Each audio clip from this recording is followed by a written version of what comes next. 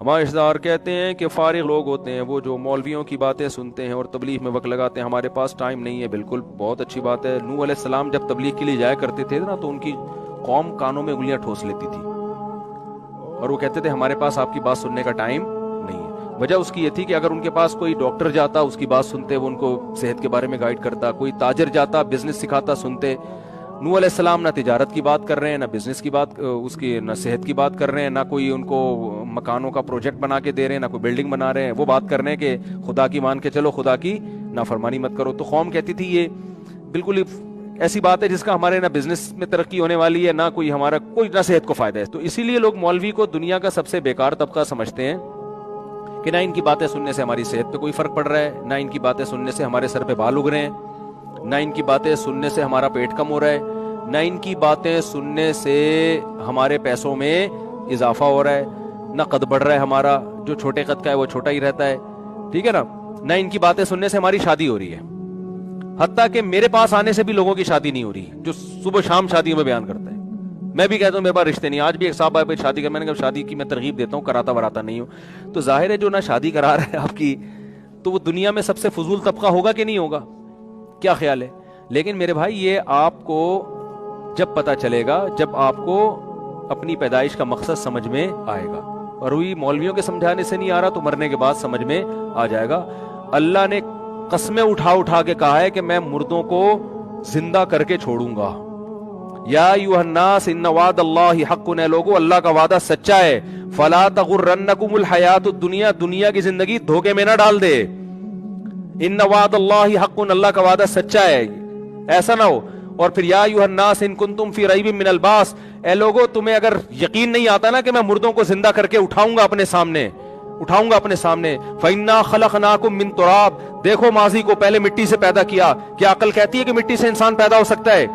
ثُمَّ مِن نُطْفَةٍ، پھر اس مٹی سے منی کا قطرہ بنایا۔ کیا عقل کہتی ہے کہ مٹی سے منی بن سکتی ہے؟ ثُمَّ مِن عَلَقَةٍ، پھر ہم نے اس منی کے قطرے کو خون کا لوتھڑا بنا دیا۔ عقل مانتی ہے کہ منی کا قطرہ ماں کے پیٹ میں جا کے خون بن سکتا ہے؟ ثُمَّ مِن مُضْغَةٍ، پھر اس خون سے ہم نے گوشت بنایا۔ عقل کہتی ہے کہ خون سے گوشت بن سکتا ہے؟ پھر ہم نے اس میں ہڈیاں پیدا کی۔ فَكَسَوْنَا الْعِظَامَ لَحْمًا، ان ہڈیوں پہ گوشت چڑھایا۔ ثُمَّ أَنشَأْنَاهُ خَلْقًا آخر، یہ سارے کو اللہ ثم سے بیان کر رہا ہے۔ پھر اس کے بعد یہ ہوا، پھر اس کے بعد ایک ایک کو الگ اہتمام سے بیان کیا جا رہا ہے۔ ثُمَّ أَنشَأْنَاهُ خَلْقًا آخر، پھر ایک نئی تخلیق میں پیدا کر کے ماں کے پیٹ سے ہم نے تمہیں باہر نکالا۔ ثُمَّ السَّبِيلَ يَسَّرَا، اس راستے کو آسان کر دیا تمہارے لیے۔ پھر جب تم دنیا میں آتے ہو، پھر آسمان سے بارشیں برسا رہے، اور زمین میں تم بیج ڈالتے ہو، ایک گٹلی ڈالتے ہو، فالق الحب، اس گٹلی کو پھاڑ کے تناور درخت بنا کے پھول لگاتا ہے، پھر اس میں آم پیدا کر کے ان ہر آم میں گٹلی، پھر اس ہر گٹلی میں یہی پروسیس۔ تو اللہ کہتے ہیں جو اتنی قدرت کے نمونے تمہیں دکھا چکا ہے، اس کے بارے میں تم دھوکے میں مت آنا کہ وہ تمہیں دوبارہ زندہ نہیں کر سکتا، وہ کرے گا زندہ۔ تو قرآن بار بار کہہ رہے میرے بھائی، دنیا میں سب سے بڑا بیوقوف ہوا ہے جو اس دنیا کی ظاہری چمک دھمک کو دیکھ کر کہے کہ میں نے مر کے ختم ہو جانا ہے۔ ختم ہونے کے لیے اتنی عجیب مخلوق اللہ پیدا کر ہی نہیں سکتا۔ اگر ختم ہی ہونا ہے، مجھے ایک بات بتاؤ، اس کا مطلب مٹی ہو کے سب ختم، تو اللہ نے پیدا کیوں کیا تھا؟ کوئی اللہ معمولی سی چیز پیدا کر لیتا نا۔ کیا ہو گیا بھائی؟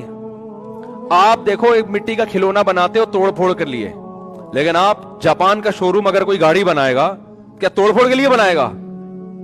ہے بھائی، فنا ہونے کے لیے بنائے گا، اس کا کوئی مقصد ہے۔ انسان سے زیادہ عجیب مشینری دنیا میں کسی مخلوق کے پاس ایسا دماغ نہیں ہے، ایسی آنکھیں نہیں ہیں، اور اتنا خوبصورت جو جسم اللہ نے بنایا اور ایسی سوچ بنائی کہ لوہے پہ محنت کر کے ہواؤں میں اڑا رہا ہے وہ۔ یہ فنا ہونے والی مخلوق نہیں ہے کہ فنا ہو کے ختم، بس ختم کا مطلب تو قصہ ختم، بس اللہ نے بنایا تھا، فرشتے کہیں گے کیوں بنایا، لگے وہ اس لیے بنایا تھا، میں نے پھاڑ پھوڑ کے ختم کر دیا، بس ایسا نہیں ہوتا۔ یہ تو عقل گہرائی میں جا کے سوچو گے اس کے بھی خلاف ہے۔ تو ایک دن زندہ ہونا، ان وعد اللہ حق وان اللہ یبعث من فی القبور، قرآن کے الفاظ دیکھو، اے لوگو اللہ کا وعدہ سچا ہے۔ اور ایک جگہ قرآن نے نا اپنی قدرتیں بیان کی، اللہ یہ بھی کرتا ہے، یہ بھی کر رہا ہے، یہ بھی کر رہا ہے، یہ بھی کر رہا ہے۔ اللہ فرماتے ہیں تاکہ تمہیں یقین آ جائے کہ اللہ کا وعدہ سچا ہے، اور جو قبروں میں پڑے ہوئے ہیں ان اللہ یبعث من فی القبور، ایک دن اللہ ان کو زندہ کر کے اٹھا کے چھوڑے گا۔